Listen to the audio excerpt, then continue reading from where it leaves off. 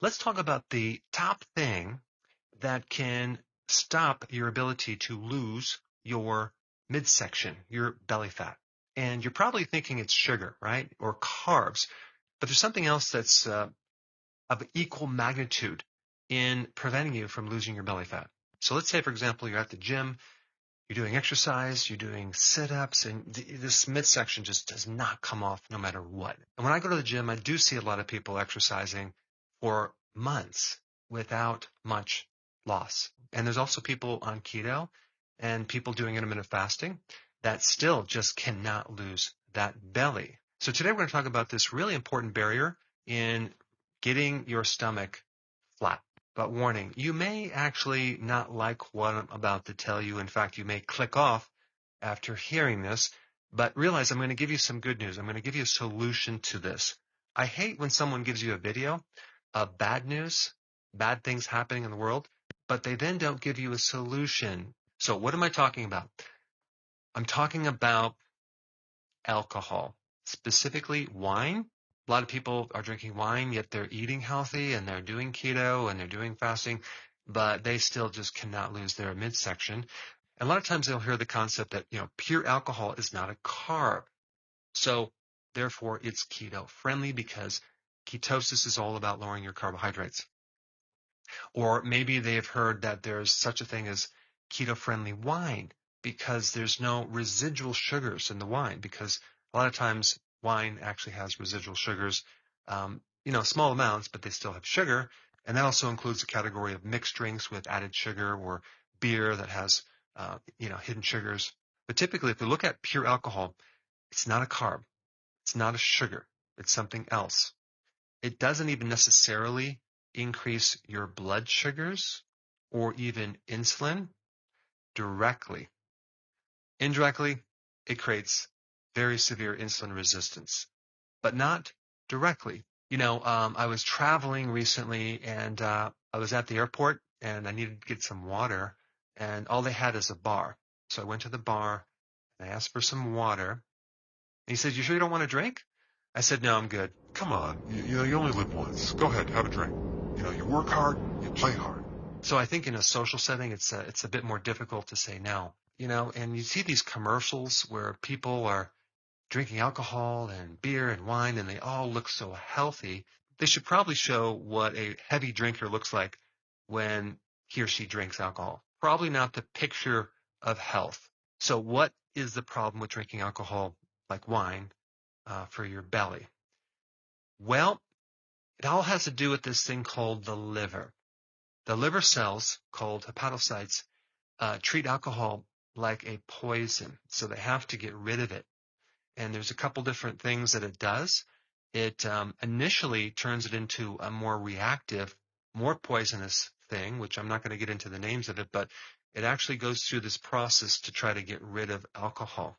And the effect of this toxicity of alcohol on the hepatocyte, the liver cell, is that it injures the liver cells. It creates trauma, and it can kill the liver cells. And in this process, this biochemical breakdown, you develop fat on that liver cell, the hepatocyte, which then starts turning your liver into a fatty liver. With that also comes a lot of inflammation and scarring as a byproduct, okay? And if that keeps going for a period of time, you can develop cirrhosis. And then that increases your risk of getting liver cancer and all sorts of other issues. The other problem with alcohol is it greatly increases your estrogen in men, okay? And at the same time, it lowers your testosterone. And you probably have heard of the benefits of drinking alcohol just in moderation. Recently, they found that was just a marketing thing put out by industry. In fact, they found no benefits of drinking any amount of alcohol at all. The other problem with alcohol is that it's an empty calorie. That's right. Alcohol has calories. Now, if you look at the quantity of calories in a gram, okay, like in a carbohydrate, you have like 4 calories per gram. In protein, you have 4 calories per gram. In a fat, you have 9 calories per gram. With alcohol, you have 7 calories per gram. So it's almost as much as fat calories. And it's not nutrient-dense calories, it's empty calories, which means it actually has to utilize certain nutrients to metabolize it. So it'll use up certain nutrients like B1, folate, other B vitamins, zinc, copper, things like that. So alcohol depletes these nutrients, especially B1. So the more alcohol or wine that you drink, the less B1 you're going to have. And that creates all sorts of other side issues like anxiety, worry, excessive thinking when you're trying to go to bed at night, nervous tension, restless leg syndrome, and just plain old fatigue, as well as hangover. Now, 50% of the population drinks alcohol. Okay, so chances are you're in that category. And 5% of that 50% are heavy drinkers. And so this video is just all about increasing the awareness, primarily focusing on your belly, because as that liver becomes more fat, that fat then has to then go somewhere. So it spills off into around the organs as what's called ectopic fat, and then in between the organs as visceral fat, and that's why the belly starts expanding. And if you're doing the ketogenic diet or you're doing intermittent fasting and you're drinking alcohol on the weekends, whatever, it's going to be really hard, if not impossible, to get rid of this belly fat because of what happens to the liver after you drink alcohol. You have this effect where it blocks the ability to oxidize or burn fat for a period of time, a lot longer than you might think. So let's say, for example, you had a couple glasses of wine. Don't expect to burn fat for probably 48 to 72 hours after that episode. So let's say, for example, you don't drink on a daily basis. You just drink every 3 days. That alcohol really affects the brain, cognitive-wise, mood-wise. It affects the endocrine system, the hormone system. I already mentioned lowering of testosterone, increasing estrogen. It also affects your gut, okay, the gut microbiome, which has a whole bunch of other issues connected with that. It affects the heart. It creates a lot of negative things. What should you be doing? Well, realize the effects of alcohol, and maybe you just want to stop it altogether, especially if you want to get rid of this belly, okay? If you can't do that because of these cravings you have, take a look at the real reason why you are drinking. Is it to reduce stress? Is it more for social situations?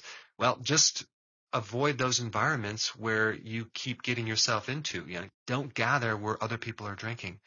Find some friends that are non-drinkers. Don't keep alcohol in the house. Find some other ways to reduce stress. There's a lot of things like certain herbs and like lemon balm tea is a good one. Ashwagandha herb is another good one. B1 is one of the best things for stress reduction. Try to find a natural one. And I found recently that if you take it right before bed, boy, does it help your sleep as well.